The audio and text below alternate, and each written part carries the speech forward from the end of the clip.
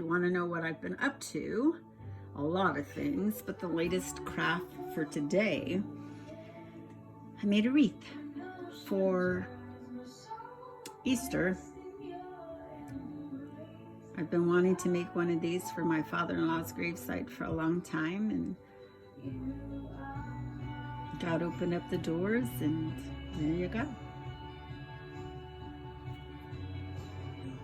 For the blood he shed, for him living in our hearts. I put it right there.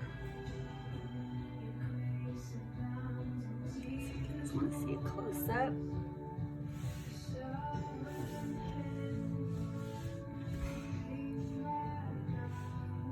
You can see how big it is because you know that this is 12 inches. So it's over 24 inches.